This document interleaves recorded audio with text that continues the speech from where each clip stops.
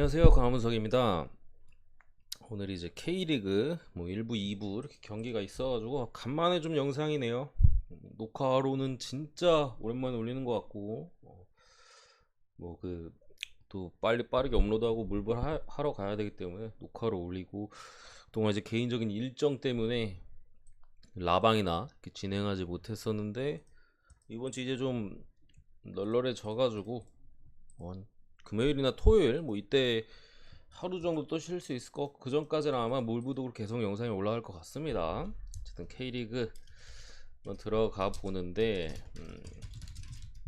일단은 일정이 상당히 타이트해요. 가뜩이나 지금 뭐 오늘 폭염주의보인가 좀 떨어진 것 같은데, 지금 뭐 주말에도 경기 있었고 또 경기가 있기 때문에 이런 날은 뭐 항상 제가 뭐 K리그든 J리그든 분석할 때 말씀드리잖아요. 조심해야 된다. 몰리면은 솔직히 피하는 게 상책이다. 약간 요런 느낌이에요. 뭐 일주일마다 있으면 사실 뭐 K리그도 몰려도 들어오는 경우도 종종 있고 뭐 적지 않고 그런데, 이렇게 사실 일정이 빡빡하고 뭐 특히나 또 오랜 휴식기가 있었잖아요. 그런 2주 정도 휴식기가 또 있었는데, 그런 이후에 이제 또 일정도 빡빡하기 때문에 선수들의 체력이 급감할 수도 있어요. 첫 경기 뛰고 간만에 실전을 뛰고 어느 정도 회복 기간이 있은 다음에 뛰어야 되는데 바로 3일간의 일정이기 때문에 이게 또 쉰 텀도 있고 선수들의 체력적인 문제 이런 것들 때문에 변수가 좀 많기 때문에 너무 몰리는 경기 이런 것들은 좀 조심할 필요가 있다. 이 정도 말씀드리면서 가보도록 하겠습니다. 김천이 요즘 상당히 좋지 않습니다. 뭐 지난 시즌 뭐 2부에서 올 시즌 광주가 보여주는 급의 포스를 보여주고 이제 승격을 했고, 사실 멤버도 짱짱해요. 뭐 공격 쪽에 뭐 조규성 있고 뭐 수비에 정승현이나 또 뭐 박지수 이런 좋은 선수들을 보유하고 있습니다만, 최근 뭐 5월 5일 어린이날 그 매치 때 이제 강원 상대로 오면서 1대0으로 이긴 이후에 뭐 승리가 없어요. 거의 다 졌어. 2무 4패로 지금 뭐 최근에 아주 안 좋은 흐름이고, 반면에 성남 같은 경우 분명히 이제 공격 쪽에 고민은 있습니다만, 뭐 팔라시오스나 뭐 구본철, 그러니까 좀 속도 있는 요런 선수들을 기용하면서 뭐 빠른 역습, 빠른 공격 이런 것들을 조금 가는 부분이 있지만, 여전히 공격 쪽에서는 조금 답답한 모습이 있고, 다만 이제 뭐 미드필더 쪽이나 수비 쪽 이런 부분에 있어서는 한창 안 좋았을 때보다는 분명 조금 올라온 모습을 최근에 뭐 5월달 들어서든 이렇게 보여주고 있다. 최근 성적은 뭐 양팀 거의 또이또이한 가운데 일단 김천이 상당히 낮은 정배를 받았는데, 그거는 개인적으로는 일단 뭐 승무패 쪽으로 이제 뭐 접근을 한다 치면은 라인업 확인이 조금 중요해 보이는 게, 일단 성남 쪽에 이제 팔라시오스가 지난 경기 약간 머리 쪽에 충돌로 인해서 뭐 만약에 빠질 수도 있어요. 가능성은 어쨌든 지금의 성남의 위치나 순위 뭐 이런 것들을 감안했을 때는 김남일 감독이 제 생각에는 의외로 좀 무리해서 출전시킬 가능성도 없지는 않다고 생각하는데, 그래도 벤치 쪽으로 어쨌든 일정도 빡빡하고 하기 때문에 뭐 팔라시오스나 최근에 상당히 좀 이제 구본철 이런 공격 자원들이 만약에 벤치로 들어간다면은 나 잠글 거야 라는 성남의 포지션이기 때문에, 그런다면 그냥 언더 쪽에 조금 더 저는 메리트가 있지 않을까 싶고요. 어쨌든 나온다면은 우리 이겨보겠다. 최근에 김천 안 좋지 않냐. 우리 한번 이거 무승부도 뭐 나쁘진 않겠지만 한번 잡아보겠다라는 심산으로 나올 가능성이 높아요. 그렇기 때문에 요런 또 핵성남의 지금 공격 가뜩이나 좀 부실한 공격 쪽에서의 이런 주전 라인업들이 그대로 가동된다면은 김천이 최근에 안 좋은 부분까지 감안했을 때는 김천 쪽집게는 조금 뭐 아쉬운 부분이 있어요. 김천도 최근에 어쨌든 조규성이 전방에서 고군분투하고 있지만 득점이 잘 안 터지고 있고, 수비 쪽에 정승현 뭐 상당히 좋은 선수입니다만 어쨌든 국대에서도 상당히 좀 불안한 모습이 있었고, 전체적으로 김천의 측면 수비 쪽이 많이 흔들리고 있어요. 그런 상황에서 분명히 성남의 속도, 얘네가 나온다면 속도 부분에서 고전할 가능성이 있긴 하다. 다만 어쨌든 제 생각에는 그래도 성남의 로테 돌리고 잠글 가능성이 좀 더 높다고 보여줘서 김천이 결국 한 골 넣고 이기지 않을까 싶고, 역시나 좀 저득점인데 일단은 언더 배당이 제가 예상했던 배당보다는 조금 낮아요. 1.62를 받았는데 제 생각에 1.54? 뭐 55, 56, 55는 잘 안 나오나? 뭐 언더 배당 아무튼 54, 56? 뭐 약간 요런 좀 배당을 예상했는데 1.6까지 줘가지고 조금 높긴 하다. 근데 어쨌든 날씨도 그렇고 일정도 빡빡하고 선수들이 조금은 저득점, 한 골 싸움 요런 느낌으로 갈 가능성이 조금 더 높아 보입니다. 제가 볼 때는 언더 쪽에 저는 최근에 김천 페이스를 감안했을 때는 조금 더 메리트가 있다고 생각을 하고요. 어쨌든 그 정도 보고 다음 경기로 가보겠습니다. 대전 대 광주. 이거는 이제 2부 2부 리그 이제 상당히 좋은 팀끼리 붙었는데 일단은 광주가 제가 본 올 시즌에 가장 높은 정배 배당을 받은 것 같은데요. 2.26? 광주가 이렇게 높은 배당을 받은 적이 있었나? 2점 초반이나 1.9 후반대는 좀 받았는데 거의 뭐 2.26 그렇게 상당히 높은 정배를 받은 거는 간만에 보는 것 같아요. 그만큼 대전이 어쨌든 K리그 2부 2위로 이제 바짝 추격을 하고 있잖아요. 물론 승점 차이는 9점이 납니다만 거의 뭐 많이 벌어져 있긴 합니다만 지금 어쨌든 2위 팀이고 대전이 또 홈에서 지금 뭐 마지막 패배가 거의 1년이 됐어요. 작년 7월인가 6월인가 그때가 마지막 패배고 그 이후에 홈에서 진 적이 없어요. 그만큼 이제 홈빨이 상당한 대전이기 때문에 이렇게 높은 정배를 받은 것이고 어쨌든 승점 차이를 줄이려면 대전 여기서 뭐 이겨줘야 돼요. 지난 두 팀의 첫 번째 맞대결 2월 말에 있었던 그 맞대결에서 광주가 홈에서 2대0으로 잡았었거든요.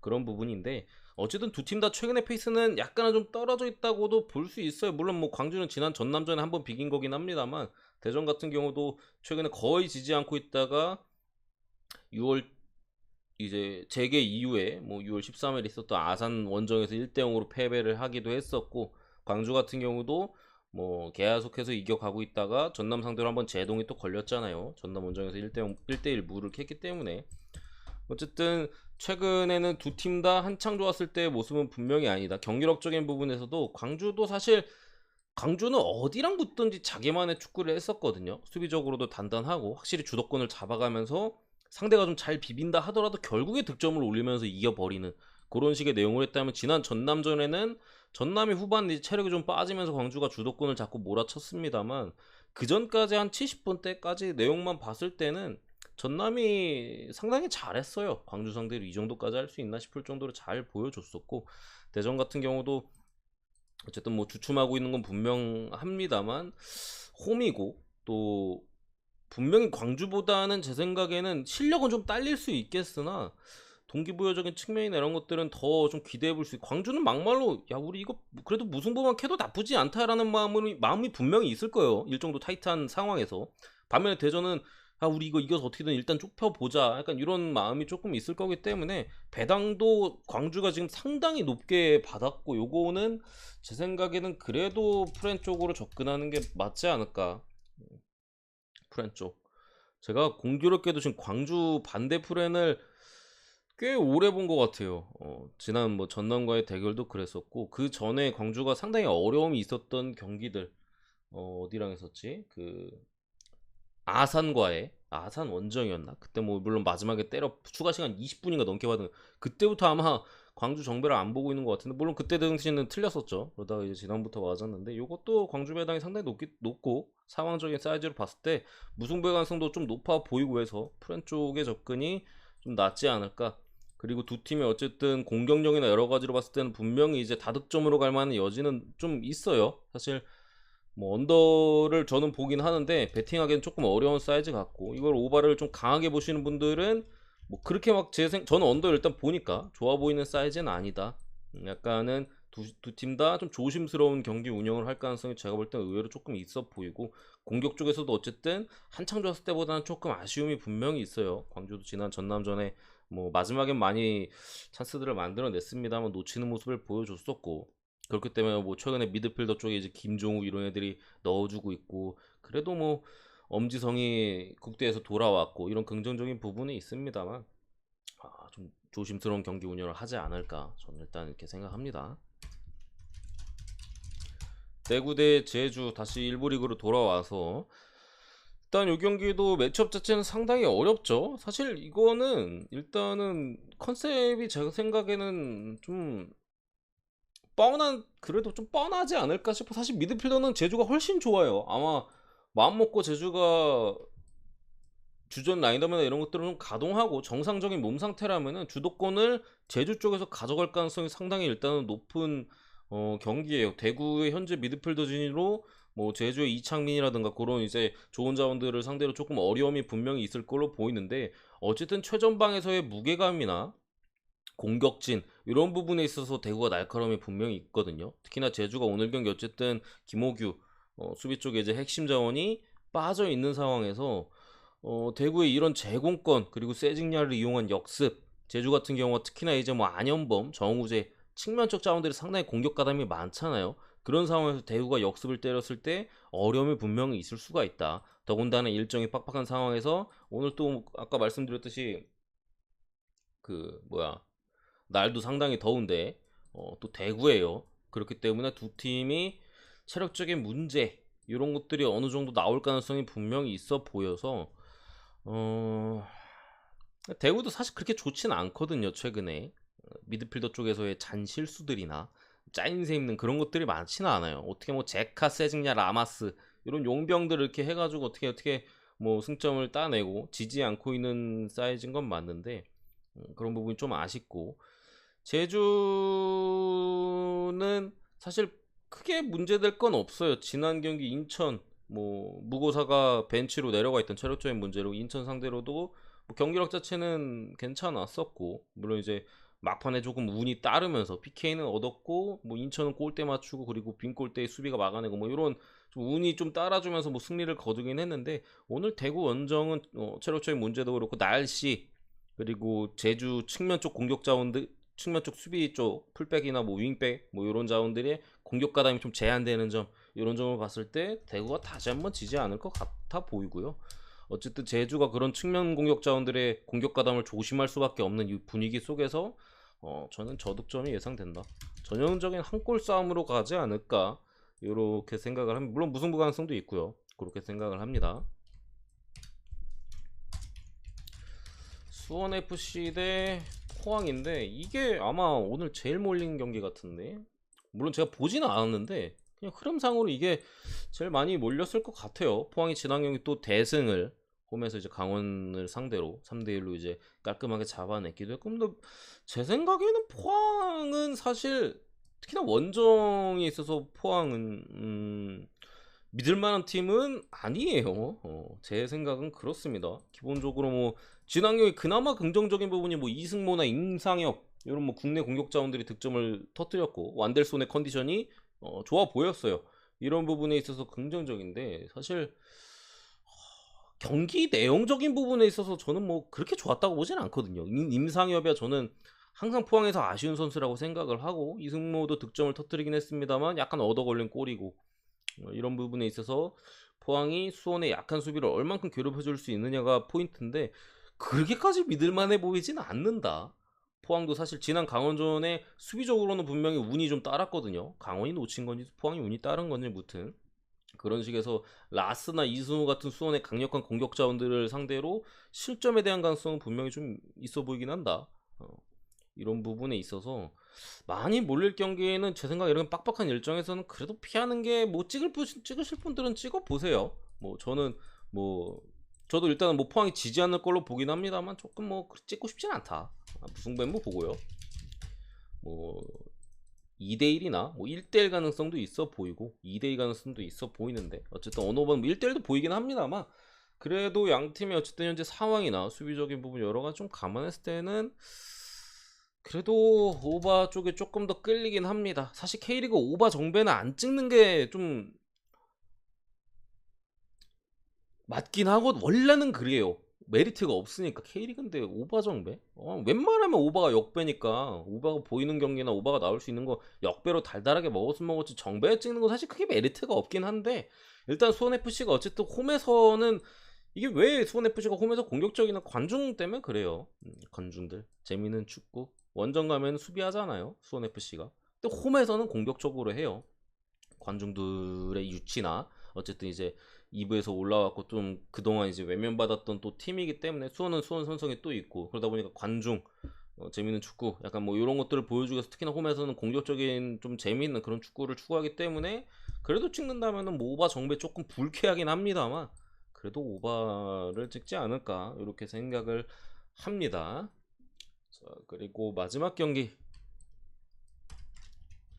김포 대 전남인데 일단은 뭐 공격 축구를 추구하는 두 팀이 만났어요. 김포야 워낙 원래 뭐 시즌 초반부터 뭐 승격 팀답지 않게 상당히 이제 공격적인 뭐 그런 축구를 해왔던 팀이고, 전남도 이제 이정관 그 용인대전 감독으로 교체된 이후부터 뭐 애초에 감독 교체를 한 이유가, 전남은 이제 우리 수비 축구 안 하기 싫다, 공격 축구 하겠다. 뭐 수비 축구를 지금 몇 년 해가지고 계속 2부에 있고, 가뜩이나 축구도 재미없어가지고 이제 팬들도 별로 안 좋아하고 무승부 축구 질린다, 공격적으로 한번 해보겠다라고 이제 그냥 대놓고 공격 축구를 이제 생각하면서 감독 교체를 했고, 실제로 공격 쪽에서의 여러 작업들이나 선수들의 움직임은 상당히 공격 쪽에서만 생각할 때는 좀 긍정적이 됐어요. 물론 수비 쪽으로 생각할 때는 분명히 부정적인 부분이 분명히 있습니다만, 뭐 긍정적인 공격 장면, 지난 경기 이제 광주를 상대로도 후반전에 방전이 한 70분 80분 대 방전이 되기 전까지는 거의 뭐 전남이 저는 더 잘했다고 생각을 해요. K리그 지금 2부 리그 독보, 이것도 2부입니다. 2부 독보적인 1등인 광주 상대로 상당히 좋은 경기력을 보여줬었고, 오늘 제 생각에 이 경기는 좀 체력이 관건이에요. 둘 다 상당히 공격적이고 많이 뛰는 내용의 축구를 보여주고 있는 상황에서 일정이 지금 빡빡하잖아요. 김포 같은 경우도 지난 경기 또 윤민호의 퇴장, 공격 쪽에서 상당히 지금 김포에 있어서 핵심이라고 볼 수 있는 선수가 뭐 50분 대였나 60분 대였나 이런 시간에 퇴장이 당했었고, 남은 시간 10명으로서 또 필드를 누볐었기 때문에 아무리 홈에서 뛰었다 한들 체력적인 문제가 굉장할 걸로 보이고, 또 그냥 퇴장으로만 봐도 윤민호가 빠진 게 공격적인 부분에서 상당히 좀 아쉬울 수 있는 상황이고, 전남 같은 경우는 뭐 지난 광주전에 홈에서 또 경기를 했습니다만 상대가 워낙 강했고 또 광주의 막판 공세가 엄청났었기 때문에 경기 끝나자마자 뭐 선수들 그냥 다 들어 누웠잖아요. 그만큼 이제 두 팀의 지금 체력적인 문제 때문에 조금은 처음에는 고민을 많이 했습니다만, 어쨌든 김포가 윤민호가 빠진 부분, 더군다나 지금 전남이 이장관 감독으로 교체를 한 이후에 아직까지 1승이 없어요. 물론 두 경기밖에 치르지 않았고 그 두 경기 다 홈인 게 좀 아쉽죠 사실. 근데 어쨌든 상대가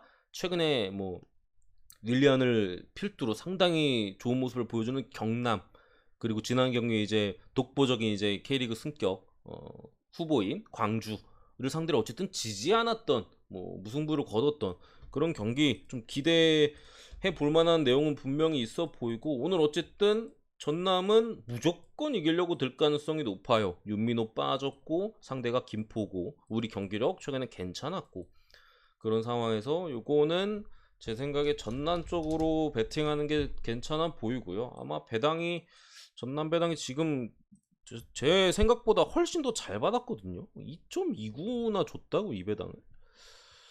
저는 막말로 한 2점 초반대나 1.9대 줘도 배당 메리트가 그렇게까지 나쁘다고 생각 안 했을 건데, 2.29면은 상당한 일단 배당 메리트도 있어 보인다 라고 봐서 일단 전남승을 보고, 뭐 사실 매치업상으로는 언더를 찍기는 되게 부담스러운 매치인 건 맞거든요. 김포 대 전남, 지금의 전남이라면은 딱 봐도 그냥 야 이거 다득점 나올 만한 사이즈인데 라는 경기긴 합니다만, 두 팀의 체력적인 문제 때문에 마냥 배당도 그렇잖아요. 언더를 좀 낮게, 생각보다 낮게 줬잖아요.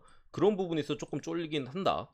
근데 어쨌든 그래도 찍는다면 오바 찍을 것 같고, 뭐 승리전은 조금 더 좋아 보이긴 합니다만, 어쨌든 요런 사이즈로 봅니다. 전남이 감독 교체 이후에 첫 승에 대한 또 의지가 있는 상황에서 오늘 경기 가져가지 않을까. 지난 경기들 경기력 괜찮았거든요. 긍정적으로 저는 충분히 봤어요.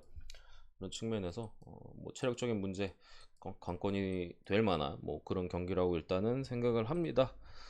오늘 뭐 K리그 5경기 이렇게 빠르게 분석을 해봤고요. 뭐 영상을 기다리셨던 분들도 계실 텐데 제가 좀 부지런하지 못했던 부분도 있고 개인적인 일정 때문에 좀 타이트했어가지고 그냥 쉬자 하고 그냥 쉬었어요.